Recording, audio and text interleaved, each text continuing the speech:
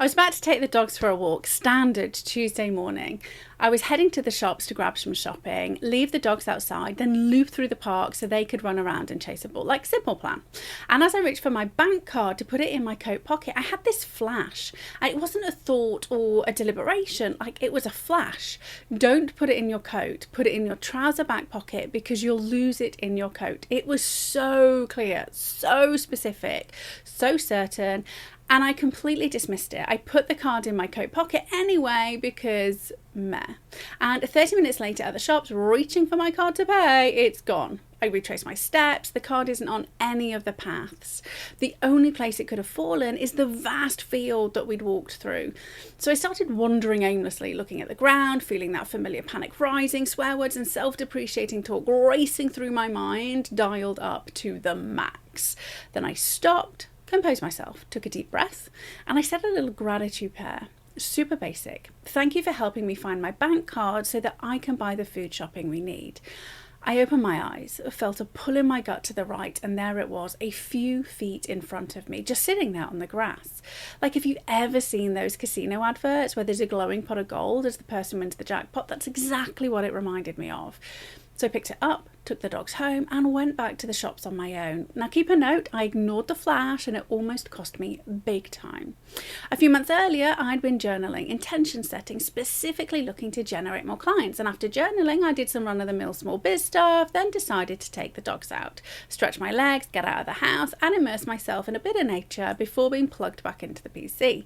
Now back then, they were young and needed 2 to 3 hours a day. So I'd go out maybe 2 or 3 times just to break up the work day. And as I was putting their leads on, I had a flash: go to the woods. My first thought was, it's probably muddy because it's been raining. But then I looked at one of the dog's faces as he was sitting there waiting patiently, tail swooshing on the floor, and I caved. The woods were his favourite place to go, and as I got to the entrance of the woods, I spotted somebody I hadn't seen in years. They took one look at me and said, I've been meaning to reach out to you. I could really do with your help. And just like that, I ended up with a new client. And in a nutshell, don't ignore those flashes. They're not a coincidence. They're not luck. They're not your imagination. They're your gut instinct, your psi sense. Now your nervous system is picking up on information your conscious mind hasn't processed yet, and when you ignore them it costs you. When you listen to them, they guide you. Sadly, most people don't trust those flashes. They dismiss them, they second guess them, they think they're being irrational. Heck, I know they're important and I still ignore them sometimes. But when we do, we end up losing our bank cards in a field, miss out on new clients, or end up in a situation we absolutely could have avoided if we'd only just listened. Now here's what I'm about to ruffle some feathers, because those flashes, they're not woo, they're not magic, they're grounded in cold, hard science. So what is your gut instinct really? Well, your gut instinct is your psi sense of feeling. Parapsychology, which is the study of how humans interact with the world beyond normal mental processes, identifies 5 psi senses that work alongside your 5 physical senses. And these psi senses allow you to perceive and interact with the world using energy and vibration, not just your eyes, ears, nose, tongue, and skin. And the most developed of these psi senses is feeling. Now, your psi sense of feeling is your gut instinct, your empathy, your ability to recognize when someone's unhappy without them saying a word, your awareness of danger without understanding why, your partner's pregnancy sympathy pains, and that knowing you have in the pit of your stomach when somebody you love is lying to you. It's the sense you developed earliest in life. It's the one you used most naturally, and it's the one that's always trying to communicate with you. But most of us have learnt just to ignore it. Instead, we rely on our logical faculties. And how's that working out for you?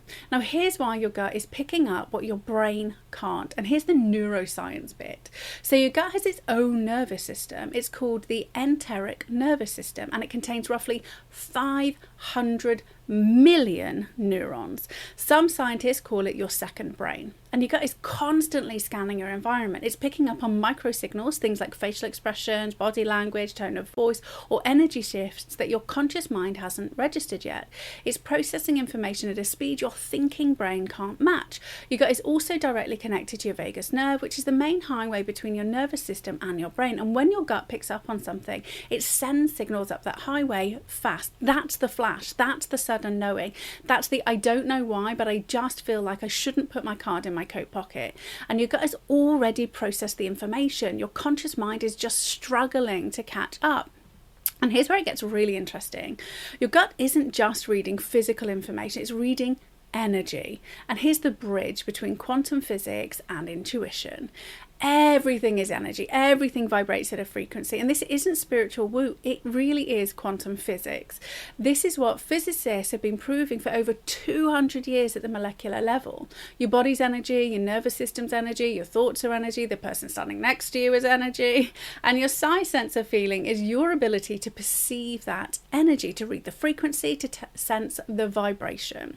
And when you walk into a room and you feel that tension, you're not imagining it. You're reading the energy in that room. You're sensing the frequency of the people in it. And when you have a flash about where your bank card is, you're not being psychic in some mystical way. You're tuning into the energy of the situation. Your nervous system is picking up on information that exists beyond your 5 physical senses.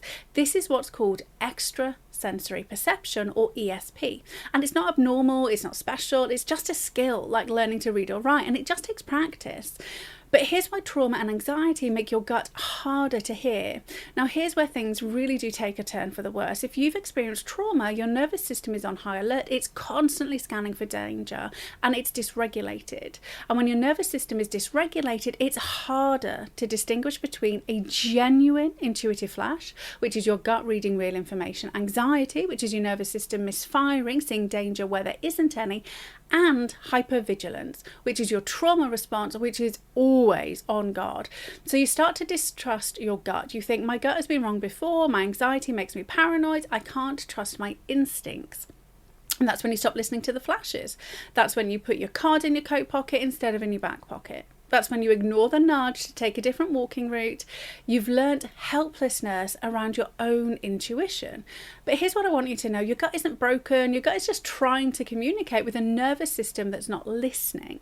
The solution isn't to ignore your gut. It's to regulate your nervous system so you can hear your gut clearly again. And here's how to rebuild trust in your gut, even if you've been wrong before.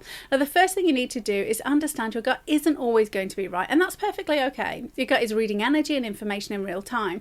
Much like when we can read a text message and get the wrong end of the stick, sometimes the information your gut's trying to understand is incomplete.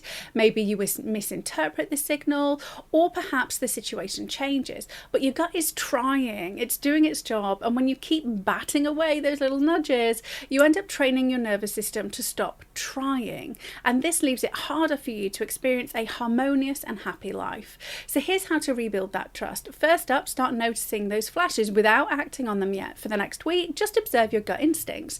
Don't dismiss them, don't act on them, just notice them. When you get a chance, write them down. I have a flash that I shouldn't email this person right now. Or I have a feeling that I should take a different route home.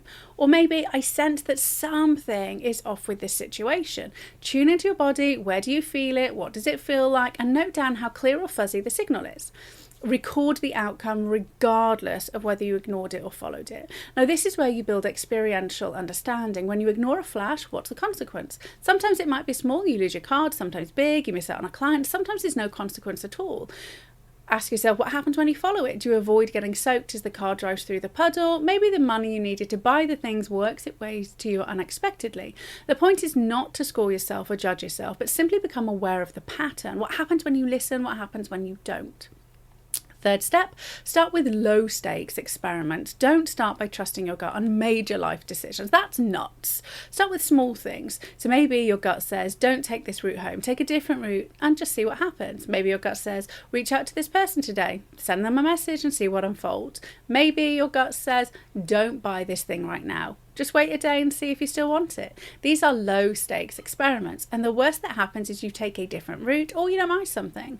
But behind the scenes, you're rebuilding the neural pathways that reconnect you to your intuition. Step 4. Practice the gratitude prayer or your own version. Now, when I found my bank card, I didn't just stumble upon it by accident. I stopped panicking, tuned in and said a gratitude prayer. Only in the stillness could I feel the pull. Now, the gratitude shifted my nervous system from panic, sympathetic, to peace, parasympathetic, and it made my conscious mind receptive to the signal my gut was trying to send. You don't have to be religious or spiritual to do this. You can say something simple like, thank you for helping me to find what I'm looking for, or I'm open to receiving the information I need right now, or maybe guide me towards what's best for me. The words don't really matter. What matters is shifting your nervous system from fight or flight to rest and receive, and you're making space for your gut to communicate. Step 5, track your accuracy over time. Now, after a month of noticing and experimenting, take some time to reflect on the outcome. How many times was your gut right? How many times were you wrong? What was your pattern? You probably find that your gut is right way more often than you think. You've just been ignoring it. And here's the real skill, the real truth. Trusting your gut is not about being psychic or having special powers. It's about rebuilding your relationship with your own nervous system. It's about learning to distinguish between genuine intuitive signals, so clear, specific and calm, anxiety, fuzzy, catastrophic and panicked, or hypervigilance, always on guard and always seeing danger. It's about regulating your nervous system so you can hear the signal clearly. And it's about taking action on what you hear, even when it doesn't make logical sense, because sometimes the most important information you have access to isn't your thinking brain. It's in your gut, it's in your energy, it's in that flash. And when you learn to listen to it, everything changes. You definitely don't lose your bank card in a field, but you may very well find a new client. You can confidently sidestep situations that would have hurt you and move towards positive opportunities you didn't even know existed. You become the author of your own story, guided by the wisdom of your own nervous system. That's not woo, that's neuroscience, that's quantum physics, that's you finally trusting yourself again. P.S. If you're struggling to hear your gut because your nervous system is dysregulated, that's exactly what the Happiness Hacks Lab is for. The entire 4-pillar framework is designed to help you regulate your nervous system so that you can access your own wisdom again. Head to the lab, take the free happiness archetype test and get started for free, because that expert you need, it's you. Links in the description below.